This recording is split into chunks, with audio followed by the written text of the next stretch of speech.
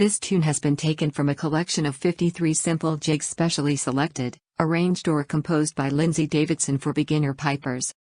This book of simple jigs for beginner pipers is intended to be, as they say, exactly what it says on the box. Put simply, these are tunes which can be used by people who have recently started to learn to play bagpipes. They can be used as exercises, or as simple little tunes. For those at the start of their piping adventure, these tunes can provide repertoire that is easy to learn and can bring satisfaction and confidence. The easiness of these tunes is based upon using a small number of repeating patterns in each, a limited range and low density of grace notes and embellishments, simple musical language and avoiding tricky crossing sounds and rhythmical patterns.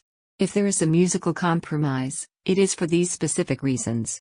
This collection should also prove useful to bands seeking an interesting and attractive repertoire as well as soloists seeking a challenge in the satisfaction of playing fast dance music well.